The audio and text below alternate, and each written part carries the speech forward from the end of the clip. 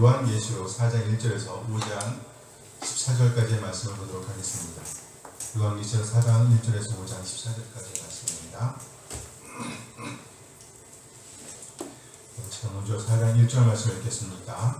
일 후에 내가 보니 하늘에 열린 문이 있는데 내가 들은 바 처음에 내게 말하던 나팔소리 같은 그 음성이 이르되 이리로 올라오라. 이후에 마땅히 일어날 일들을 내가 네게 보이리라 하시더라. 내가 그 성령에 감동되었더니 보라, 하늘에 보좌를 베풀었고 그 보좌에 앉으신 이가 있는데 앉으신 이의 모양이 벽옥과 홍보석 같고 또 무지개가 있어 보좌에 들렸는데 그 모양이 녹보석 같더라. 또 보좌에 들려 24부자들이 있고 그 부자들 위에 24장로들의 흰옷을 입고 머리에 군관을 쓰고 앉았더라. 보좌로부터 번개와 음성과 우레소리가 나고 보좌 앞에 편 등불 7이 있으니 이는 하나님의 7 영이라. 보좌 앞에 수정과 같은 유리바다가 있고 보좌 가운데와 보좌 주위에 네 생물이 있는데 앞뒤에 눈들이 가득하더라. 그 첫째 생물은 사자 같고 그 둘째 생물은 송아지 같고 그 셋째 생물은 얼굴이 사람 같고 그 넷째 생물은 날아가는 독수리 같은데 네 생물은 각각 6 날개를 가졌고 그 안과 주위에는 눈들이 가득하더라. 그들이 밤낮 쉬지 않고 이르기를 거룩하다 거룩하다 거룩하다 주 하나님 곧 전능하신 이여 전에도 계시고 이제도 계시고 장차 오시리시라 하고. 그 생물들이 보좌에 앉으사 세세토록 살아계신 이에게 영광과 존귀와 감사를 돌릴 때에 24장로들이 보좌에 앉으신 이 앞에 엎드려 세세토록 살아계신 이에게 경배하고 자기의 평안을 보좌 앞에 드리며 이르되 우리 주 하나님이여 함께 읽어요. 우리 주 하나님이여 영광과 존귀와 권능을 가지신 것이 합당하오니 주께서 만물을 지으신지라 만물이 주의 뜻대로 있었고 또 지으심을 받았나이다 하더라. 5장 6절 내가 보매 보좌에 앉힌 이의 오른손에 두루마리가 있으니 안팎으로 섰고 7인으로 봉하였더라. 또 보매 힘있는 천사가 큰 음성으로 외치기를 누가 그 두루마리를 펴며 그 인을 떼기에 합당하냐 하나. 하늘 위에나 땅 위에나 땅 아래에 너희 그 두루마리를 펴거나 보거나 할 자가 없더라. 그 두루마리를 펴거나 보거나 하기에 합당한 자가 보이지 아니하기로 내가 크게 울었더니 장로 중에 한 사람이 내게 말하되 울지 말라. 유대 지파의 사자 다윗의 뿌리가 이겼으니 그 두루마리와 그 7인을 떼시리라 하더라. 내가 또 보니 보좌와 네 생물과 장로들 사이에 한 어린 양이 서 있는데 일찍이 죽임을 당한 것 같더라. 그에게 7뿔과 7눈이 있으니 이 눈들은 온 땅에 보내심을 받은 하나님의 7 영이더라. 그 어린 양이 나와서 보좌에 앉으신 이의 오른손에서 두루마리를 취하시니라. 그 두루마리를 취하심에 네 생물과 24장로들이 그 어린 양 앞에 엎드려 각각 검은 고와 향이 가득한 그 대접을 가졌으니 이 향은 성도의 기도들이라. 그들이 새 노래를 불러 이르되 두루마리를 가지시고 그 인봉을 떼기에 합당하시도다. 일찍이 죽임을 당하사 각 족속과 방언과 백성과 나라 가운데에서 사람들을 피로 사서 하나님께 드리시고 그들로 우리 하나님 앞에서 나라와 제사장들을 삼으셨으니 그들이 땅에서 왕노릇하리로다 하더라. 내가 또 보고 들으매 보좌와 생물들과 장로들을 둘러선 많은 천사의 음성이 있으니 그 수가 만만이요 천천이라. 큰 음성으로 이르되 죽임을 당하신 어린 양은 능력과 부와 지혜와 힘과 존귀와 영광과 찬송을 받으시기에 합당하도다 하더라. 내가 또 들으니 하늘 위에와 땅 위에와 땅 아래와 바다 위에와 또 그 가운데 모든 피조물이 이르되 보좌에 앉힌 이와 어린 양에게 찬송과 존귀와 영광과 권능을 세세토록 돌릴지어다 하니 내 생물이 이르되 아멘하고 장로들은 엎드려 경배하더라. 아멘. 오늘은 요한계시록 4장 1절에서 5장 10절 말씀을 중심으로 제목이 뭡니까?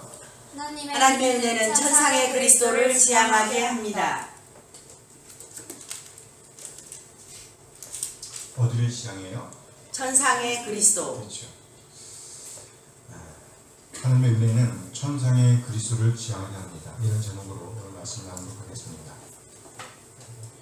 요한계시록이라는 책을 한마디로 정의하면 예수 그리스도의 계시입니다. 예수 그리스도의 뭐라고요? 계시. 요한계시록 1장 1절 말씀입니다. 1장 1절 말씀 함께 읽어요. 예수 그리스도의 계시라. 이는 하나님이 그에게 주사 반드시 속히 일어날 일들을 그 종들에게 보이시려고 그의 천사를 그 종과 내게 보내어 알게 하신 것이라. 예수 그리스도의 뭐라고요? 계시라. 요한계시록은 곧 예수 그리스도의 계시입니다. 이 계시는 감춰져 있던 것을 드러낸다는 뜻이에요. 즉 뚜껑을 열어서 보여주는 것을 의미하는 것입니다. 드러난 비밀이라는 것이죠. 이 계시는 성부 하나님께서 성자 하나님께 주신 것이라고 묘사되어 있습니다. 이는 하나님이 그에게 주사. 그는 누구를 가리킬까요? 예수 그리스도를 가리키는 것이요. 그리고 이 계시는 속히 일어날 일들이라고 말씀하고 있습니다. 속히 일어날 일들, 반드시 속히 일어날 일들. 요한계시록의 핵심 내용은요, 그 예수 그리스도의 계시입니다. 이 계시는 뚜껑을 열어서 보여주듯이 그렇게 보여주는 것을 말해요. 더 이상 비밀이 없다. 아니다라는 것이죠. 그리고 이 계시는 속히 이루어질 일들이라고 말씀합니다. 그리고 이 계시는요, 성부 하나님께서 성자 하나님께 맡기신 것이고요. 그리고 이제 그 계시를 종들에게 알리시기 위해서 성자 하나님께서 그의 천사를 그 종 요한에게 보내셨다라고 말씀하고 있습니다. 그의 천사를 그 종 요한에게 보내어 알게 하신 것이라. 알게 하신 것이라. 알려지게 하셨다는 거예요. 알려지게 하셨다. 이 계시가 전달되는 순서를 보면 하나님, 예수님, 천사, 요한 이렇게 되는 거죠. 이렇게 되는 것입니다. 다시 말해서 요한이 그리스도께 직접 받은 계시가 아니라 천사로부터 받은 계시다라는 거예요. 그리고 이 일은 속히 일어날 일들입니다. 이 계시는 요한을 통해서 편지 형태로 7 교회에게 전달됩니다. 알려지게 되었다는 말이죠. 그러나 각 교회에게 전달된 이 계시 편지는요, 궁극적으로 모든 교회를 지향합니다. 무슨 말이에요? 단지 한 교회에게만 해당되는 말씀이 아니다라는 거예요. 그럼 이 계시 편지의 1차적인 수신자는 누구예요? 7 교회. 요한계시록 1장 11절 말씀입니다. 함께 읽어요.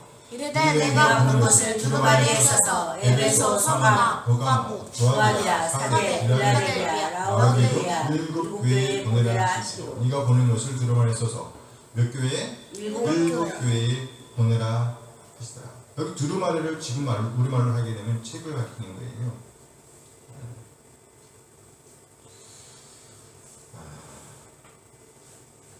그리고 이 책은요, 상황적으로 한 사람이 앞에서 크게 읽고 듣는 사람들이 있어요. 듣는 사람들이 있고 지키는 사람들이 있다라고 말씀하고 있습니다. 요한계시록 1장 3절 말씀이에요. 1장 3절 말씀 함께 읽어요. 이 예언의 말씀을 읽는 자와 듣는 자와 그 가운데 기록한 것을 지키는 자는 복이 있나니 때가 이 가까우니라. 말씀은 복이 있도다 라는 말씀을 하고 있습니다. 복이 있도다. 많이 들어봤죠? 네. 복이 있는 사람, 복이 있도다. 그러면 누구에게 복이 있다는 말일까요? 읽는 자와 듣는 자, 그 가운데 기록한 것을 지키는 자. 지키는 자에게 복이 있다는 거예요. 여기 읽는 자는 단수 형태로 되어 있습니다. 그리고 듣는 자와 지키는 자는요, 복수 형태로 되어 있어요. 따라서 복이 있는 사람들은 누구인가? 첫째, 읽는 사람이죠. 둘째, 듣는 사람들이죠. 그리고요, 지키는 사람. 그 가운데 기록한 것을 지키는 사람들, 그 한 사람 한 사람들에게 뭐가 있다고요? 복이 복이 있나니. 있다라고 말씀하고 있는 거예요. 1차적으로 이 계시 편지의 수신자는 7 교회입니다. 순서대로 보면 에베소 교회, 서머나 교회, 버가모 교회, 도아드라 교회, 사대 교회, 빌라델비아 교회, 라오디게아 교회. 빌라, 아파트가 아니고 빌라, 빌라델비아. 사빌라, 에서보드 사빌라, 에서보드 사빌라. 빌라를 사는 이유가 사빌라. 에서보드 사빌라. 7 교회 보는 표시예요. 이것을 지도를 보게 되면 이렇게 한번 볼게요. 너무 조그맣지만 다음 주에 확대해서 보여줄게요. 여기는 에베소 교회예요. 네. 서머나 교회, 버가모 버가모 교회, 교회, 두아드라 교회, 사대 교회, 빌라델비아 교회, 라오디게아 교회. 라오디게아. 지금까지는 라오디게아 교회까지. 에서보둠 사빌라. 다 붙어있죠 여기? 네. 여기는 예루살렘, 여기는 이스라엘. 이스라엘, 여기는 그리스. 유럽. 여기는 이탈리아. 로마죠? 로마, 그리스. 여기가 이제 아시아. 소아시아라고 말하는 거예요. 소아시아, 뭐 소아시아는 그 국동주요 아니 아니요. 예루살렘. 그래서 에베소, 서머나, 볼가모, 투아디라, 사데, 빌라델피아, 라오디게아 이 7교회가 이 편지의 1차적인 수신자입니다. 그럼 본질적으로는요 예수님을 구세주와 주로 믿는 모든 교회를 지향한다는 것을 의미하는 거예요. 요한계시록 9절을 쉽게 기억하는 데 도움이 되도록 보면 가운데 뭐가 있더랬어요? 가운데 골로 몇 장부터 몇 장? 6장부터 16장이에요. 여기 본론을 놓고 앞에는 서론, 뒤에는 뭐가 되는 거예요? 결론이 되는 거란 말이죠. 서론은 그래서 1장부터 5장까지예요. 1장에서 5장은 서론, 6장부터 16장은 본론이 되는 거예요. 그리고 17장에서 22장까지는 결론이라고 볼 수 있습니다. 첫째 서론을 구성해보면 1장은 서두, 2, 3장은 7개의 환상이죠. 이곳은 그야말로 지상의 교회를 가리키는 거예요. 그 다음에 4, 5장은요 하늘 보좌 환상, 천상의 교회를 보여준다고 할 수 있어요. 이렇게 서두가 통칭됐습니다. 7개의 환상, 하늘 보좌 환상. 요한계시록 1장 4절에서 보면 보좌 앞에 있는 7 영, 즉 성령님에 대한 묘사가 나타나는데요. 성령님께서 어디에 있다고 그랬어요? 보좌 앞에. 요한계시록 1장 4절 말씀이에요. 함께 읽어볼까요? 요한 아시아에 있는 7교회 편지하노니 이제도 계시고 전에도 계셨고 장차 오시리라. 그의 보좌 앞에 있는 7 영과 이 계시를 기록하는 사람이 누구인지를 보여주겠습니다. 누구예요? 요한이죠. 그리고 이 편지의 수신자가 누구인지를 설명하고 있는데 누구예요? 아시아에 있는 7 교회. 교회의 편지하는. 그러면서 이 계시 편지가 누구로부터 그리고 어디로부터 비롯되었는지에 대해 설명하고 있습니다. 첫째, 이 계시 편지가 누구로부터 비롯되었는지 설명하고 있어요. 이제도 계시고 전에도 계셨고 장차 오실 이. 성부 하나님을 가리키는 거예요. 이 계시 편지는 성부 하나님으로부터 비롯됐다는 것입니다. 그리고 또 성령님으로 비롯됐다고 말씀하고 있어요. 그의 보좌 앞에 있는 7 영. 7 영은 성령 하나님을 가리키는 거예요. 7 영, 성령 하나님을 가리키는 거예요. 그러니까 이 계시 편지는 성부 하나님 그리고 보좌 앞에 계신 성령 하나님으로부터 비롯되었다는 겁니다. 그리고 동시에 이 편지가 어디로부터 비롯되었는지에 대해서 설명하십니다. 어디로부터?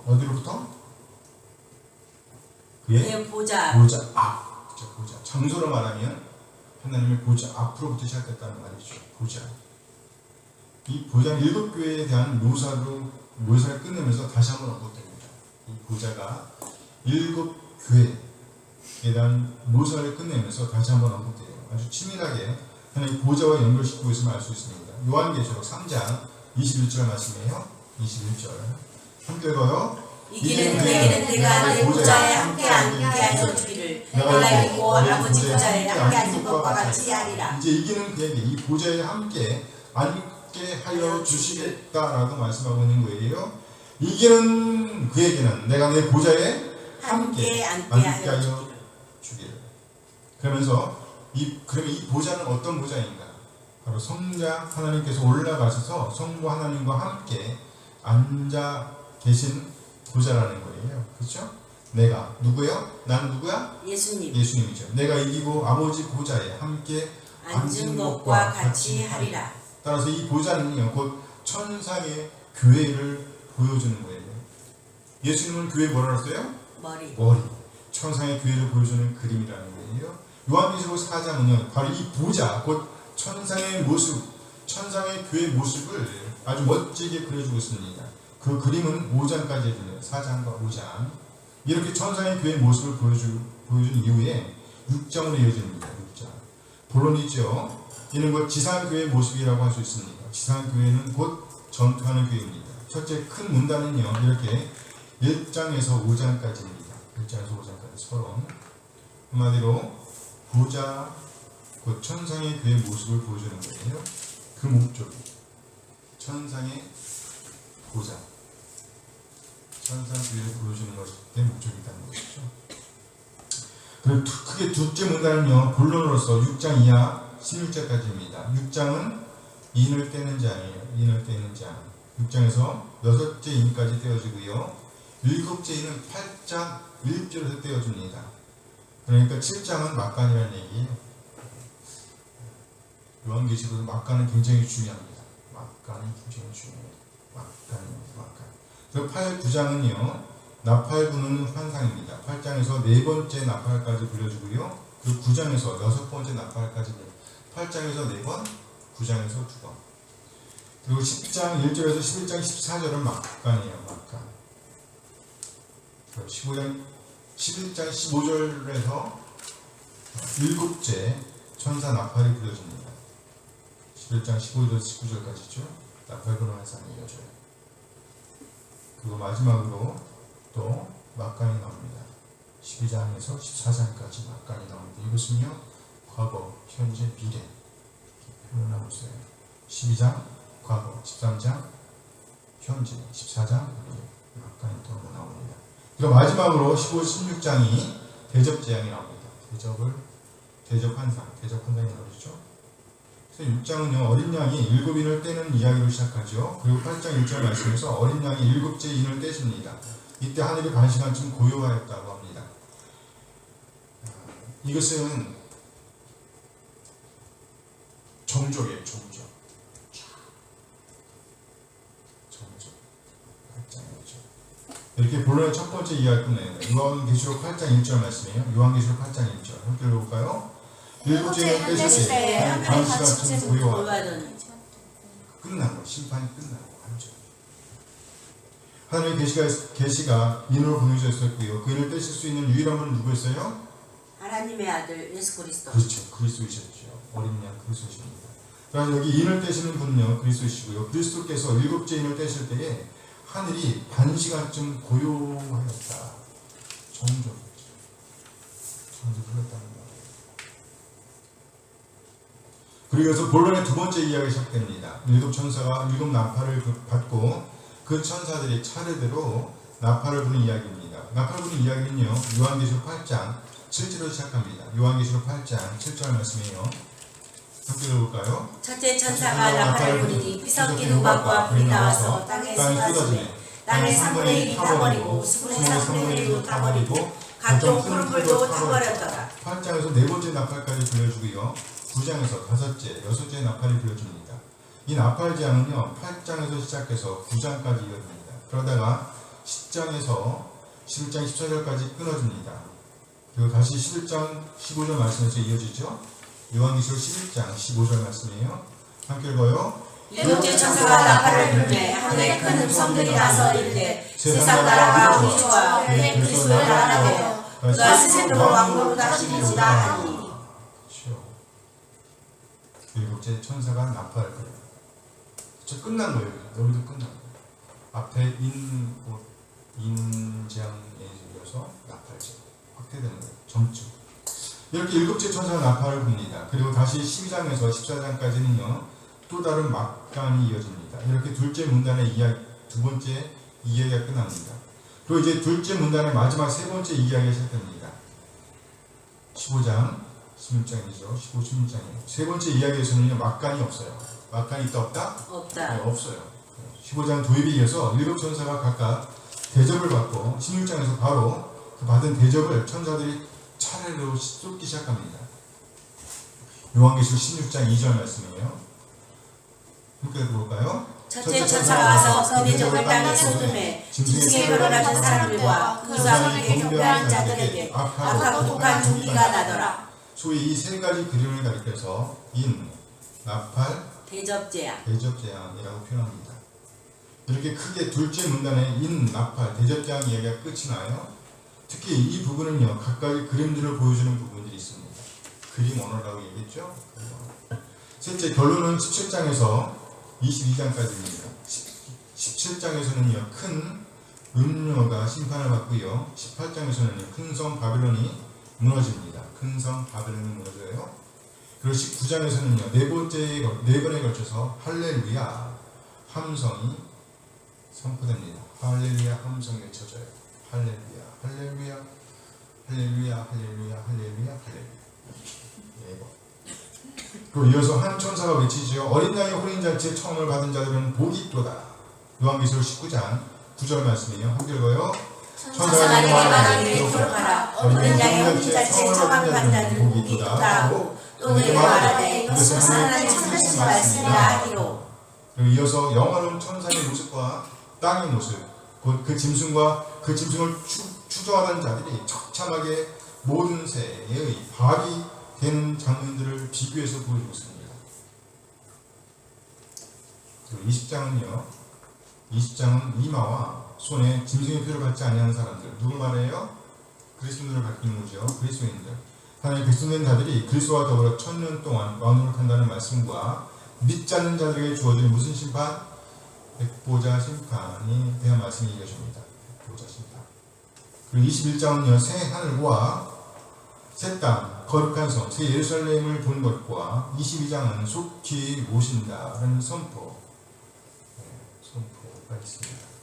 이에 대해서 아멘 주 예수여 오시옵소서 라는 반응이 이어지고요. 그리고 그들에게 은혜를 기원하면서 끝나고 있습니다. 요한계시록 22장 21절 말씀이에요. 22장 21절 함께 읽어요. 주 예수의 은혜가 모든 자들에게 있을지어다. 아멘. 은혜를 기원하면서 성경 전체가 끝나는 거예요. 성경, 구약과 신약이 끝나는 은혜가 있었죠. 요한계시록 1장 4절에서 보면 보좌 앞에 있는 7영, 즉 성령님에 대한 묘사를 하고 있습니다. 그리고 또 3장 21절에서 그 보좌라는 단어, 성령, 하나님의 보좌, 그렇죠? 하나님의 보좌, 그 보좌라는 단어를 봤습니다. 3장 21절 말씀이에요. 요한계시록 3장 21절 말씀 함께 읽어요. 이기는 그에게는 내가 내 보좌와 함께 앉게 하여 주기를 내가 이기고 하나님 보좌에 함께 앉은 것과 같이 하리라. 내가 내 보좌에 함께 앉게 하여 주기를 내가 이기고 아버지 보좌에 함께 앉은 것과 같이 하리라. 그렇죠. 하리라입니다. 이 말씀은 약속입니다. 이기는 그에게는 내가 내 보좌에 함께 앉게 하여 줄 것이다. 무슨 말인가요?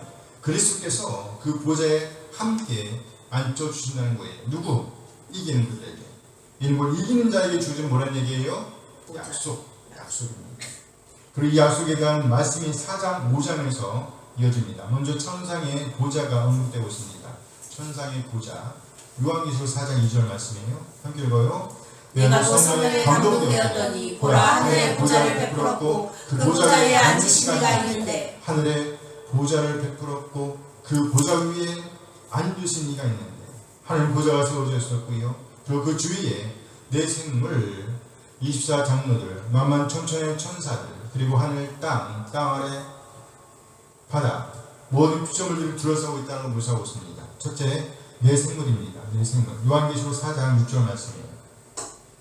함께 읽어요. 보좌 앞에 수정과 같은 유리바다가 있고 보좌 가운데와 보좌 주위에 내 생물이 있는데 앞뒤에 눈들이 가득하더라. 보좌 가운데와 보좌 주위에 내 생물이 있는데 이 내 생물에 대해서 성경은 사자 같고 송아지 같고 사람 같고 독수리 같은 생물이라고 묘사하고 있습니다. 요한계시록 4장 7절 말씀이에요. 함께 읽어요.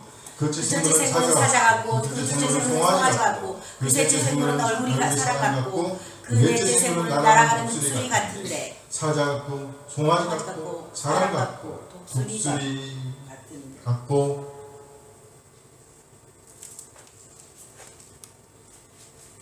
이거 뭐라 그러지?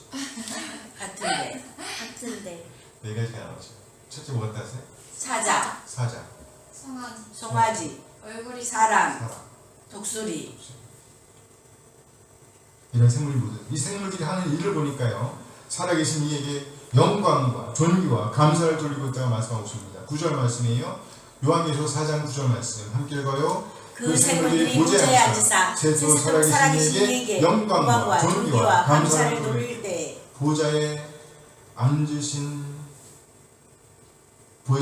세토 살아계신 이에게 영광과 존귀와 감사를 돌릴 때 이 전의 생물 곧 사자 같고 송아지 같고 사람 같고 독수리 같은 생물들이 하나님께 뭐예요? 영광과 존귀와 감사를 돌릴 때 있다는 겁니다. 첫째, 내 생물. 그리고 두 번째는요, 24 장로들이 그 보좌를 둘러싸고 있다고 묘사하고 있습니다. 요한계시록 4장 4절 말씀이에요. 함께 읽어요.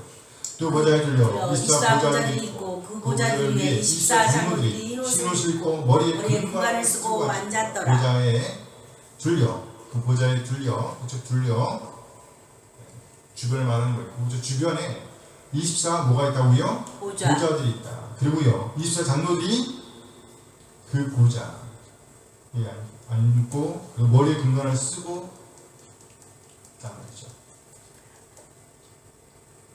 금관을 쓰고 보좌에 앉아 있다. 이 24 장로들이 하늘 앞에 엎드려 경배합니다. 그리고 이 정날 장로들도 하는 것이 뭐냐면 경배하는 거, 경배하는 거. 4장 10절 말씀이에요. 요한계시록 4장 10절 말씀 함께 읽어요. 24 장로들이 보좌에 앉으신 이 앞에 엎드려 세세토록 살아계신 이에게 경배하고 자기 발을 보좌 앞에 드리며 24 장로들이 보좌에 앉으신 이 앞에 엎드려 납작 엎드리는 거지요. 세세토록 살아계신 이에게 경배하고 자기 관을 보좌 앞에 드리다. 보좌에 줄려있는 24 장로들 역시 세세토록 살아계시는 이에게 경배하고 있다라고 말씀하고 있습니다. 내 생물도 즉 사자 같고 송아지 같고 사람 같고 도시 같은 천사들도 그리고 또 24 장로들도 세세토록 살아계신 이에게 영광과 존귀와 감사를 드리고 있다는 겁니다. 그리고 셋째, 만만 천천의 천사들이 보좌를 두고 있다라고 묘사하고 있습니다. 요한계시록 5장 11절 말씀이에요. 함께 읽어요. 내가 또 보고 들음에 보좌와 생물들과 장로들을 둘러선 많은 천사의 음성이 있으니 그 수가 만만이요 천천이라. 많은 천사의 음성이 있으니 그 수가 만만이요 천천이라. 이들은 이제 죽임당하신 어린 양을 찬양하고 있습니다. 12절 말씀이에요. 요한계시록 5장 12절 말씀입니다. 함께 읽어요. 큰 소리로 이르되 죽임을 당하신 어린 양은 능력과 부와 지혜와 힘과 존귀와 영광과 찬송을 받으시기에 합당하도다 하더라. 죽임을 당하신 어린 양은 사장에서는 성부 하나님께 집중되었던 찬양이 이제 죽임을 당하신 그리스도께 모아지고 있습니다. 죽임을 당하신 어린 양은 능력과 부와 지혜와 힘과 존귀와 영광과 찬송을 받으시기에 합당하도다. 합당하다는 얘기죠. 네. 합당하다. 보좌에 둘러선 내 생물 24 장로 그리고 만만 천사가 찬양을 쏟아내고 있습니다. 그리고 이제 마지막으로 하늘, 땅 아래, 바다 즉 모든 피조물들이 그 보좌를 둘러싸고 있다고 묘사하고 있습니다. 요한계시록 5장 13절 말씀이에요. 함께 읽어요. 내가 또 들으니 하늘 위에와 땅 위에와 땅 아래와 바다 위에와 또 그 가운데 모든 피조물들이 이르되 보좌에 앉으신 이의 어린 양에게 찬송과 존귀와 영광과 권능을 세세토록 돌릴지어다 하니. 보좌에 앉으신 이와 어린 양에게 이제 하나님과 그리스도가 동시에 찬양을 받고 있는 대상으로 언급되고 있습니다. 그렇다면 찬양하는 주체는 누구일까요? 하늘 위에와 땅 위에와 땅 아래와 바다 위에와 또 그 가운데 모든 피조물이. 무슨 말이에요? 예외가 없다는 거예요. 예외가 없다. 이는 곧 이기는 자에게 한 약속이 완벽하게 성취되고 있음을 암시하는 겁니다. 오늘 보면 4장은요 성부 하나님 그리고 5장은 성자 하나님 예수 그리스도 어린 양 대신 그리스도께서 중심 주제입니다. 4장은 하나님 그리고 5장은 누구요? 그리스도. 4, 5장에서 보면 하나님을 가리키는 표현을 할 때에는요 하나님을 가리키는 표현을 할 때에는 보좌 위에 앉으신 이라고 묘사했습니다. 보좌 위에 앉으신 하나님 보좌 위에 앉으신 이. 요한계시록 4장 2절 말씀은요 하늘 보좌가 베풀어졌다고 묘사하고 있습니다. 그러면서 그 보좌 위에 앉으신 이가 있다고 설명하고 있습니다. 요한계시록 4장 2절 말씀입니다. 요한계시록 4장 2절 함께 읽어요. 내가 곧 성령에 감동되었더니 보라 하늘에 보좌를 베풀었고 그 보좌 위에 앉으신 이가 있는데 보라 하늘에 보좌를 베풀었고 보좌 탁 펼쳐지는 거예요. 그러면서 그 보좌 위에 앉으신 이가 있는데 그렇죠? 그 보좌 위에 앉으신 이가 있다. 그리고 이제 그 보좌 위에 앉으신 이에 대해서 묘사하고 있습니다. 그분이 누구인가? 어떤 분인가? 3절 말씀이에요. 요한계시록 4장 3절 말씀 함께 읽어요. 앉으신 이의 모양이 여보과 홍보석 같고 또 무지개가 있어 보좌를 둘렀는데 그 모양이 녹보석 같더라. 보좌에 앉으신 이의 모습 곧 하나님의 모습이 벽옥과 홍보석, 녹보석 같다고 묘사하고 있어요. 색으로 본다면 벽옥은 녹색 계열이고요. 홍보석은 분홍색 계열이에요. 붉은색 계열입니다. 녹보석은요, 에메랄드, 비추색 계열이라고 해요. 그리고 보자 같다고 하시니까, 보석 같다고 하시니까 이 색깔로는 명확하게 확인할 수가 있다 없다? 그냥 멋있는 갖고 이 세상에 있는 어떤 모습을 표현하기에 충분하지 않다. 특히 무사우세요. 보지 않으시는 분의 영광이 보석의 아름다움에 비유되고 있습니다. 보석의 아름다움에 비유되고 있습니다.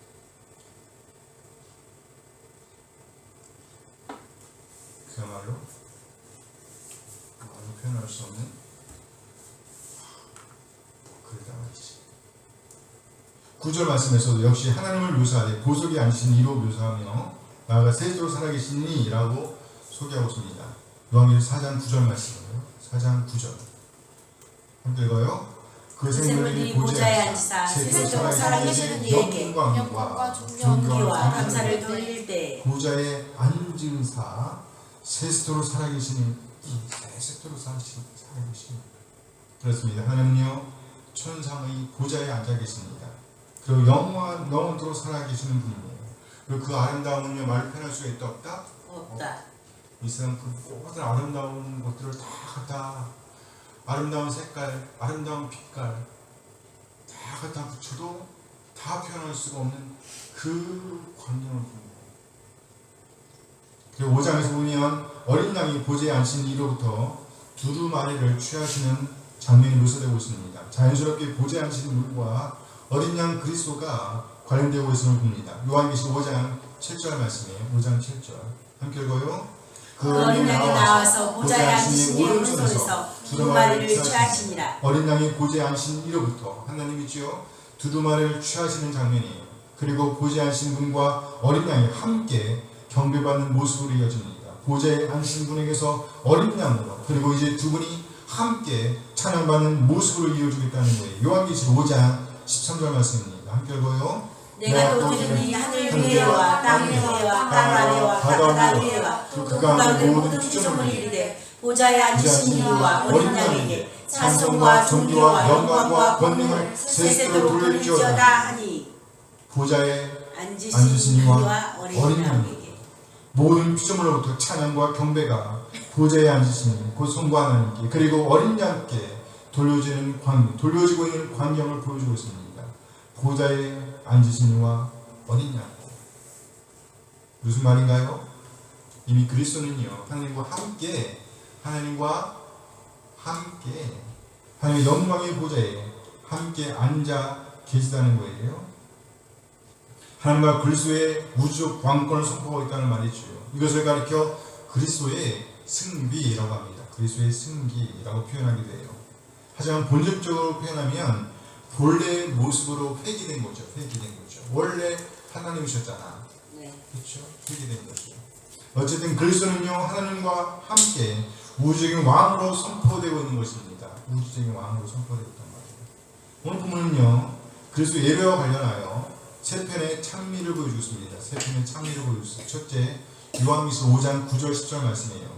이 말씀에서 보면 예배자들은 내 생물과 24장로들입니다. 이들은 어린 양 앞에 엎드려 찬양하고 있습니다. 요한계시록 5장 9절 말씀이에요. 5장 9절 함께 읽어요. 그들이 새 노래를 불러 이르되 두루마리를 가지시고 그 임금을 떼기에 합당하시도다. 일찍이 죽임을 당하사 각 족속과 방언과 백성과 나라 가운데에서 사람들을 필요하셔서 하나님께 드리시고 그들이 새 노래를 불러 이르되 여기 그들은요 내 생물과 24장로를 갖습니다. 8절 말씀이에요. 8절 말씀 함께 읽어요. 그 두루마리를 취하시매 내 생물과 24장로들이 그 어린 양 앞에 엎드려 각각 검과 향이 각각 금대접을 가졌으니 이 양은 성도의 기도들이라. 내 생물과 24장로들 예배자들은 곧 내 생물과 24장로들이라는 거예요. 이들이 어린 양 앞에 엎드려 찬양하고 있습니다. 그리스도께서 예배의 대상으로 제시되고 있습니다. 그리고 그리스도께서 성취하신 구속사역이 찬양의 중요한 근거로 나타나고 있습니다. 그리스도께서 성취하신 구속 사역과 관련하여 여기 성도의 기도가 언급되고 있음에 주목할 필요가 있습니다. 것입니다. 무슨 말이에요? 그리스도께서 성도의 기도를 받으신다는 것을 보여주는 거예요. 뭘 받으신다고요? 성도의 기도. 기도. 오늘 보면 6장으로 이어지는 말씀이에요. 6장에서 이어지는 말씀은요, 곧 어린 양께서 인을 떼시는 장면인데요, 재앙이에요. 인을 떼시는데 그것은 바로 재앙입니다. 이 재앙은 곧 성도들의 원수를 갚는 재앙으로 이해할 수 있어요. 성도들의 원수를 갚는 재앙. 고난당한 성도들의 기도를 한마디로 하면 언제까지입니까잖아요. 언제까지. 하나님 도대체 언제까지예요? 언제까지입니까? 그 기도의 제목 들어주시고 응답하시는 장면이 6장 인을 떼는 장면으로 이어진다는 거예요. 어쨌든 중요한 내용은요, 내생물과 20세 장로들이 어린 양을 뭐하는 거예요? 찬양하고 있다, 예배하고 있다는 겁니다. 그리고 이들의 찬양은요, 바로 어린 양의 구속사에게 근거하고 있다는 것을 보여줍니다. 뭐에 근거하고 있다고요? 어린 양의 구속사요. 요한계시록 5장 9절 말씀 다시 한번 봐요. 5장 9절 함께 읽어요. 그들이 선의 불러 이르되 두루마리를 가지시고 그 인공을 떼기에 합당하시도다. 일찍이 죽음을 당하사 각 족속과 방언과 백성과 나라 가운데서 사람들을 피로 사서 하나님께 드리시고, 일찍이 죽음을 당하사 그 인공을 떼시기에 합당하시도다. 이것이 첫 번째 참입니다. 첫 번째 참입니다. 두 번째 참여는요 12절에 있습니다. 12절 요한계시록 5장 12절 말씀이에요. 함께 읽어요. 그 음성으로 이르되 죽음을 당하시는 양은 능력과 부와 지혜와 힘과 존귀와 영광과 찬송을 받으시기에 합당하도다 하더라. 어린 양은 존귀와 영광과 찬송을 받으시기에 합당하도다.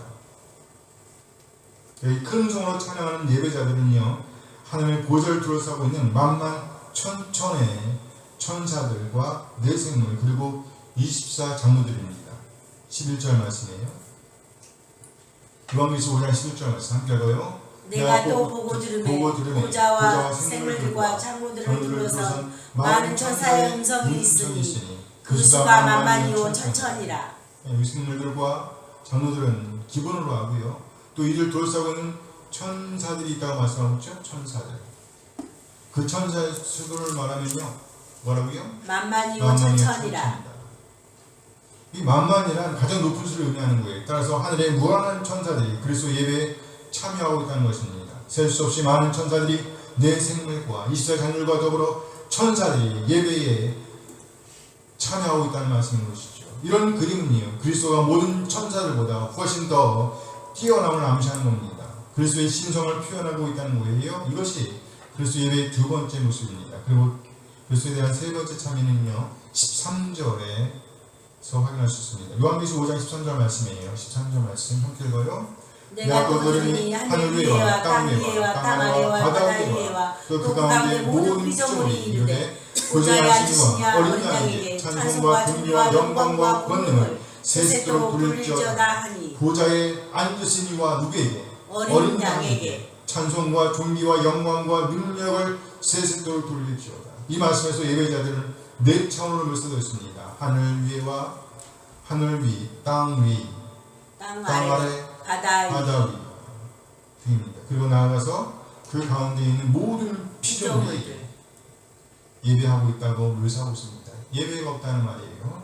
그러니까 하늘 위, 곧 하늘에 있는 모든 피조물, 땅 위, 곧 땅과 그 가운데 있는 모든 피조물, 땅 아래와 그 가운데 있는 모든 피조물, 그리고 바다 위, 곧 바다와 그 가운데 있는 모든 피조물이 예배하고 있다는 말씀이에요. 말로 다 표현할 수 없는 광경이 펼쳐지고 있는 것입니다. 이 세 편의 참여를 통해서 우리는요, 점점 더 확대되고 있는 예배자들을 볼 수 있습니다. 처음은 어디였어요? 보좌가 나오죠? 보좌. 그 보좌를 둘러싼 분이 첫 번째 뭐였어요? 내생물. 그 다음에요? 24 장로, 모든 피조물, 만만 천천 천사. 그리고요? 모든 피조물, 하늘 땅 땅 아래 땅 바다.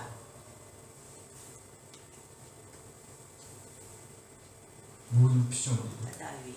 찬양하고 있는 거죠.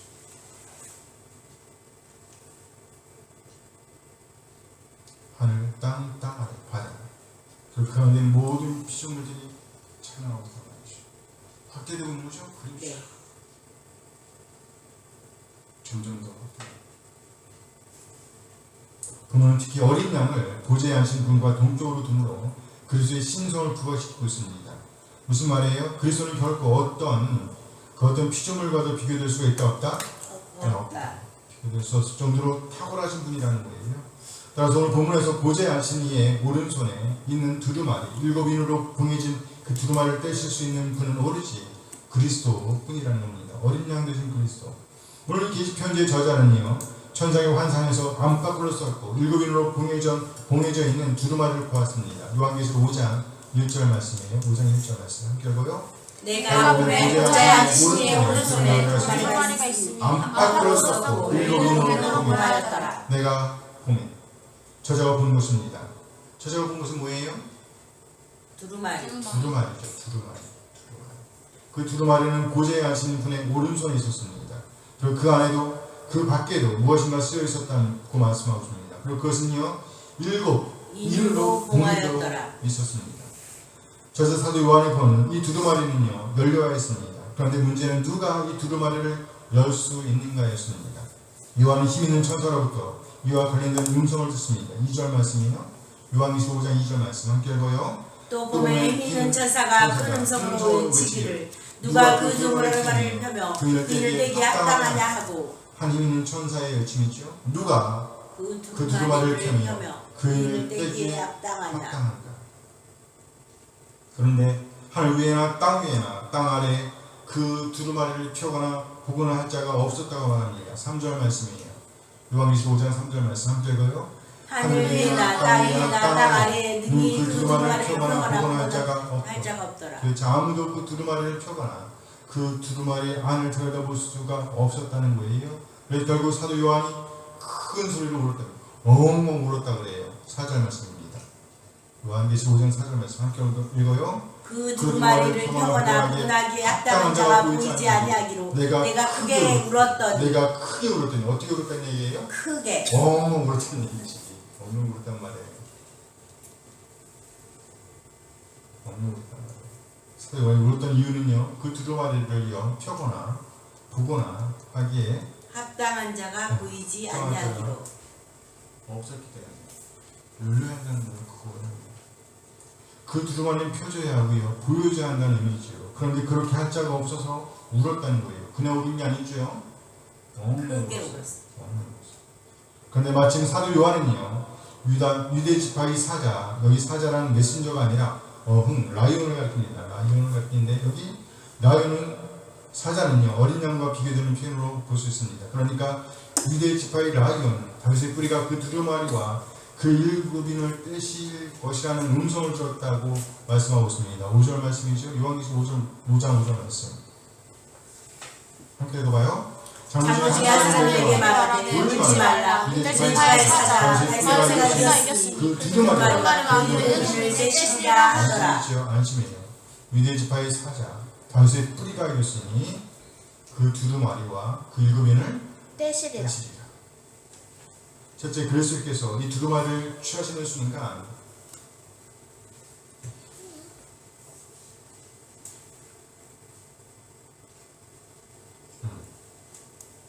유대 지파의 라이온, 사자는 라이온이라 했어요. 라이온.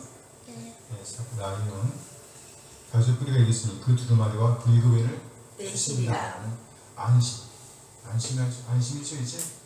울은 보람이 있는 엉엉 울은 보람이 있습니다. 울지 그렇다면 이 두루마리는요, 그리스도와 관련하여 어떤 특징을 가질까요? 첫째, 그리스도께서 이 두루마리를 취하시는 순간 내 생물과 20자 장로들이 어린 양 앞에 엎드렸다고 말씀하고 있습니다. 이 두루마리를 어린 양이 취하시는 순간 내 생물과 20자 장로들이 엎드렸다. 그 앞에 엎드렸다. 요한계시록 5장 8절 말씀입니다. 함께 읽어볼까요?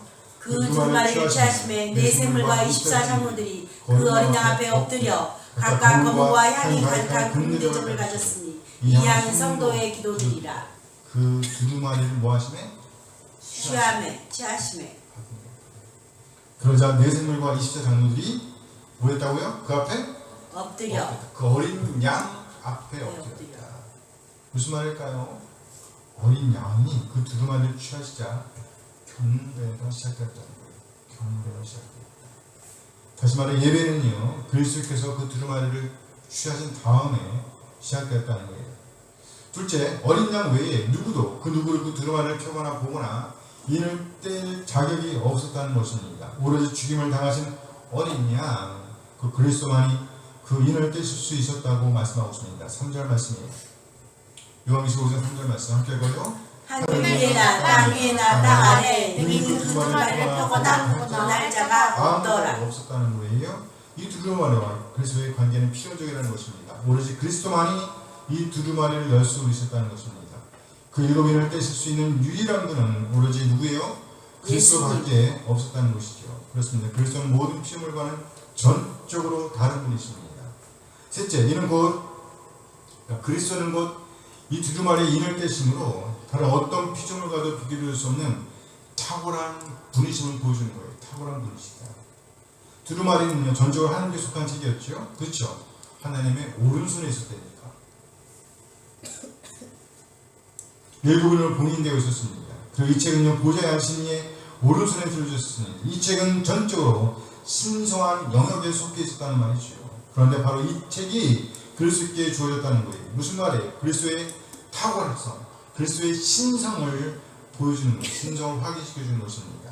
12절 말씀이에요. 요한계시록 5장 12절 말씀 함께 읽어요. 큰 음성으로 이르되 죽임을 당하신 어린 양은 능력과 부와 지혜와 힘과 존귀와 영광과 찬송을 받으시기에 합당하도다. 죽임을 당하신 어린 양은 능력과 부와 지혜와 힘과 존귀와 영광과 찬송을 받으시기에 합당하도다. 뭐하도다? 합당하도다. 충분히 그러실 만하다는 거예요. 충분히 그러실 만하다. 신성. 넷째, 마침내 6장 이하에 보면 그인이 떼어지기 시작합니다. 누가 떼시는 거예요? 예수 그리스도. 그렇죠. 어린 양께서 떼시는 거예요. 어린 양께서 그인을 하나하나 떼기 시작하십니다. 그리스도 외에는 누구도 그인을 떼실 수 없으니 말이에요. 그인이 떼어짐과 더불어 이제 심판이 시작됩니다. 뭐가 시작된다고요? 심판. 어린 양께서 이제 사자처럼 포효하시는 듯합니다. 그렇습니다. 예수님께서 다시 오실 때에는요, 심판주로 임하신다는 거예요. 따라서 우리가 알 수 있는 것은 이것입니다. 이 두루마리는 심판과 밀접하게 관련되어 있다는 거예요. 무슨 말인가요? 그리스도께서 이 심판과 밀접하게 관련되어 있다는 사실을 확인해 볼 수 있다는 겁니다. 그렇습니다. 이 두루마리는 심판과 관련되어 있어요. 이 심판을 주도하시는 분은 누구예요? 그리스도죠. 이 두루마리의 인을 떼시는 그리스도가 바로 이 심판을 주도하시는 분이라는 거예요. 그리스도께서 이 세상 마지막 때에 심판자의 역할을 담당하신다는 것입니다. 구속과 심판, 양면에서도 그리스도의 역할은 결정적이라는 것입니다. 구속을 완성하신 그리스도의 모습이 어린 양이라고 한다면 이제 심판을 진행하신 그리스도의 모습은 뭐예요? 사자. 라이온이라는 겁니다. 라이온. 일곱인으로 봉인된 두루마리는요, 그리스도의 권위와 필연적으로 관련되어 있다고 해석할 수 있습니다. 첫째, 그리스도 한 분만이 그 두루마리를 열 수 있습니다. 둘째, 그리스도 한 분만이 그 두루마리를 취하실 수 있는 신성한 권위를 갖고 있다는 거예요. 셋째, 그리스도 한 분만이 본질적으로 모든 피조물과 다른 분이시며 모든 천사들보다 탁월한 분이심을 보여줍니다. 그리고 그리스도 한 분만이 심판주로서 뭐예요? 심판주로서 하나님과 함께 모든 피조물로부터 경배와 찬양을 받으시기에 합당하신 분이라는 거예요. 아멘. 우리는 바로 이 어린 양의 구속으로 말미암아 하나님의 은혜를 경험하게 되었습니다. 오늘 본문에서 보면 하나님의 은혜는 곧 천상의 그리스도, 즉 예배의 대상이 되시는 그리스도를 지향하게 함을 볼 수 있습니다. 천상의 그리스도는 곧 우리의 구속을 완성하신 분이십니다. 우리 한 사람 한 사람의 구속을 위해 완전히 낮아지신 분이십니다. 주어진 사역을 완성하신 분이십니다. 뿐만 아니라 이제 우리의 기도를 들으시고 마침내 심판주로 재림주로 임하실 것입니다. 아멘, 아멘. 아멘. 그렇다면 천상의 그리스도를 지향한다는 말의 의미는 뭘까요? 그리스도인으로서의 정체성을 지켜내는 것, 그리스도인으로서의 정체성을 지켜내는 것, 그리스도인으로서의 오늘을 살아내는 것, 그래야 하나님을 영원롭게 하는 삶을 추구하는 것을 의미한다 할 수 있습니다. 우리의 그런 삶과 기도가 곧 향기가 되어 그리스도께 전달되어진다는 것입니다. 요한계시록 5장 8절 말씀이에요. 5장 8절. 함께 읽어요. 그 두 말을 취하심에 내 생물과 24장로들이 어린 양 앞에 엎드려 각각 검과 향이 가득한 금대접을 가졌으니 이 향은 성도의 기도들이라. 향이 가득한 금대접을 가졌으니 이 향은 뭐다? 기도들이다. 성도의 기도들이다. 성도의 기도다. 성도의 기도가 말이죠. 이 기도는요, 그리스도로서의 오늘을 사는 성도의 삶의 축약이라고 할 수 있습니다. 예수님께서는요, 마태복음 산상설교에서 복을 설명하시면서 천국이 누구의 것인가 이 물음에 대해서 그 의를 위해 박해를 받은 그리스도인들의 것이라고 말씀하셨습니다. 마태복음 5장 10절 말씀이에요. 함께 읽어요. 의를 위하여 박해를 받은 자는 복이 있나니 천국이 그들의 것입니다. 그러면서 그리스도로 말미암아 박해를 받은 사람들에 대해서 말씀하셨습니다. 그들에 대해 말씀하셨기를 그리스도의 정체성을 밝히신 것이라고 말씀하십니다. 마태복음 5장 11절 12절 말씀이에요. 함께 읽어요. 나로 말미암아 너희를 욕하고 박해하고 거짓으로 너희를 거슬러 모든 악한 말할 때 너희에게 복이 있나니 기뻐하고 즐거워하라. 하늘에서 너희 상이 큽니다. 너희 전에 있던 선지자들도 이같이 박해하였느니라. 이처럼 그리스도인으로서의 정체성을 살아내는 사람들, 그야말로 천상의 그리스도를 지향하는 사람들이라는 것입니다.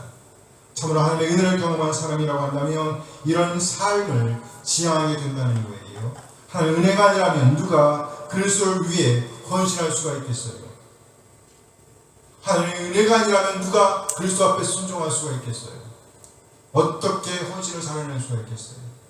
이런 면에서 하나님의 은혜는요, 천상의 그리스도를 지향하게 한다는 것입니다. 이는 곧 우리 주님께서 먼저 본으로 보여주신 것입니다. 완전한 하나님이시지만 완전한 사람으로 이 땅에 오셔서 우리 한 사람 한 사람의 구속을 완성하심으로 그 발자취를 남겨놓으셨습니다.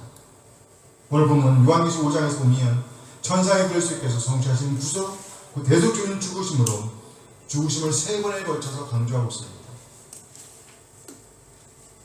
발자취. 첫째 6절 말씀이에요. 사도 요한은 네 생물과 24장로들에게 둘러싸여 계시며 보좌 가운데 계신 어린 양을 보았습니다. 6절 말씀이에요. 예수님께서 남겨놓은 발자취 첫 번째 5장 6절 말씀 함께 읽어요. 내가 또 보니 보좌와 네 생물과 장로들 사이에 한 어린 양이 서 있는데 일찍이 죽음을 당할 것 같더라. 그에게 일곱과 일곱 눈이 있으니 이 눈들은 온 땅에 보내심을 받은 하나님의 일곱 영이더라. 보좌와 네 생물과 장로들 사이에 누가 서 있어요? 한 그리스도. 어린 양이 서 있는데 그 어린 양은 홀로 봉인된 두루마리를 취하시고 그를 떼실 수 있는 유일한 권세를 가지고 계십니다. 놀라운 것은요, 이 놀라운 것을 지닌 어린 양은요, 일찍이 뭐 하셨다고요? 죽임을 당한 것 같다라고 묘사했습니다. 일찍이 죽임을 당한 것 같더라. 무슨 말이에요? 이는 것 그리스도의 구속적 죽음을 의미하는 거죠. 발자취입니다. 그리고 이 죽으심은 곧 그리스도의 높아지심의 원인이 되었다고 볼 수 있는 거예요. 그리스도의 죽으심은, 어린 양의 죽으심은 그리스도의 승리, 높아지심의 원인이 되었다. 천상의 그리스도는 구속적 죽음으로 인해서 높아지셨다는 의미로 볼 수 있다는 것입니다. 물론 우리 주님은요, 그 자체로서 완전하신 하나님이십니다. 하지만 그리스도의 구속이라는 관점에서 볼 때에 그리스도의 죽음을 전제하여 높아지셨다라고 이해할 수가 있다는 것이죠. 둘째 9절 말씀입니다. 사도 요한은 다시 한번 그리스도의 높아지심의 원인을 명백하게 제시하고 있습니다. 발자취. 요한계시록 5장 9절 말씀. 함께 읽어요. 그들이 새 노래를 불러 이르되 두루마리를 가지시고 그 이목을 떼게 합당하시도다. 일찍이 죽음을 당하사 각 족속과 방언과 백성과 나라 가운데서 사람들을 피로 사서 하나님께 드리시고 일찍이 모아사 죽임을 당하사. 이 말씀은요, 일곱 인공을 떼기에 합당한 이유를 설명하시는 말씀이라고 볼 수 있어요. 그 인공을 떼기에 합당하시다. 왜냐하면 일찍이 죽음을 당하사. 그러니까 그리스도께서 그 인공을 떼시기에 합당한 이유는 무엇입니까? 왜냐하면 그가 일찍이 죽임을 당하셨기 때문이다 라는 것입니다. 무슨 말이에요? 그리스도의 구속 사역이 그의 높아지심의 결정적 원인이 되고 있다는 것입니다. 다시 말해 그리스도께서 높아지시고 경배를 받으셔야 할 이유는 그의 구속 사역 때문이라는 것입니다. 마침내 이로 말미암아 인봉을 떼시고, 그렇죠? 인봉을 떼시고 심판주로 임하실 수 있다는 말씀이 아니고 무엇이겠어요? 같은 선상에서 하나님께서요 찬양과 경배를 받으셔야 할 이유는요 바로 창조 사역 때문이라고 말씀하고 있어요. 하나님께서 찬양 받으신 이유를 설명할 때는요 요한계시록 4장이죠. 4장 11절 말씀입니다. 하나님 함께 읽어요.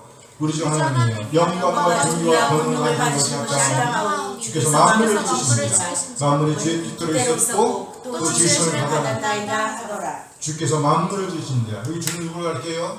예수님. 하나님이시죠. 하나님이란 말이죠. 정말 하나님께서 영광과 존귀와 권능을 받으시기 합당하신 이유가 무엇인가? 하나님께서 만물을 지으셨기 때문이다라는 거예요. 같은 선상에서 그리스도께서 금을 받으셔야 할 이유는 무엇입니다? 그 그리스도께서 구속사역을 완성하셨기 때문이라는 것이죠. 아멘, 아멘. 아멘. 그리스도의 대속적 죽으심이 그 두루마리를 취하시고 인봉을 떼치는 행위의 기초가 된다는 겁니다. 얘는 곧 그리스도의 신적 권위를 나타내는 거예요. 왕적 권위. 셋째, 8절 12절 말씀입니다. 사도 요한은 그리스도의 대속적 죽으심이 예배의 원인이 된다고 묘사하고 있습니다. 대속적 죽으심이 다시 한번 5장 12절 말씀. 읽어요. 그 능성으로 인해 죽음을 당하신 어린 양은 능력과 부와 지혜와 힘과 존귀와 영광과 찬송을 받으시기에 합당하도다 하더라. 어린 양은 하나님과 함께 수많은 천사들로부터 경배를 받습니다. 그 근거가 무엇입니까? 죽임을 당하신 어린 양은 죽임을 당하신 어린 양은 능력과 부와 지혜와 힘과 존귀와 영광과 찬송을 받으시기에 뭐하다? 합당하도다. 경배를 받으신 그리스도의 권위는 그의 죽으심에 기초하고 있다. 그의 죽으심에 기초하고 있다. 세 번의 역사를 강조합니다. 즉 그리스도의 구속 사역이야말로 그리스도의 가장 중요한 사역이라는 의미이죠. 사도 요한은 라이온의 이미지와 사자의 이미지와 어린 양의 이미지를 비교하여 강조합니다. 사도 요한은 라이온과 어린 양이라는 상호 대비되는 상징을 통해서 메시아의 승리가 군대의 힘이 아니라고 말합니다. 군대의 힘이 아니라 정복에 의해서가 아니라고 말하는 겁니다. 오히려 죽임당하신 어린 양의 대속적 죽음을 통해서 성취되었음을 선포하고 있는 것입니다. 그렇습니다. 그리스도의 천상의 승리는요, 그리스도의 지상사역과 밀접하게 연결되어 있다는 거예요. 어디와? 지상사역. 그리스도의 높아지심은요, 골고다 십자가에 달리시는 그리스도의 죽으심에 기초하고 있다는 거예요. 메시아의 승리는 군대의 승리하는 것이 아닙니다. 메시아의 승리는 어린 양의 죽음에 의해서 성취되고 있다는 말이죠. 그리스도의 죽으심은 곧 우리 한 사람 한 사람을 향한 하나님의 사랑, 하나님의 은혜를 보여줍니다. 하나님의 은혜는 곧 그리스도의 대속적 죽음에서 절정을 이루고 있습니다. 우리는 그 대속적인 죽으심과 천상의 승리가 밀접하게 연결되어 있음을 지상에서의 과거와 천상에서의 오늘을 통해서 볼 수 있습니다. 지상에서의 과거와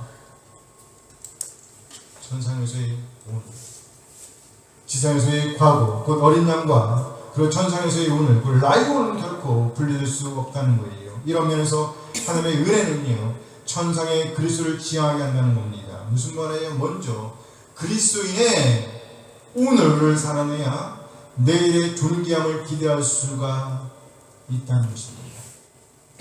예수 그리스도께서 남기신 발자취.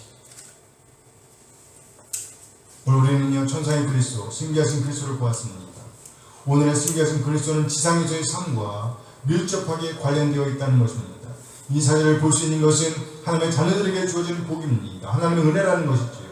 하나님의 은혜는 곧 천상의 그리스도를 지향하게 합니다. 예수께서 지상사역을 완성하셨듯이 그리고 그 지상사역이 오늘의 천상의 모습과 밀접하게 관련되어 있듯이 우리도 그리스도에서의 오늘을 살아내야 한다는 교훈이지요. 아멘. 이겨야 한다는 겁니다. 아멘. 천상의 삶은 이기는 자에게 주어진 복이에요. 아멘.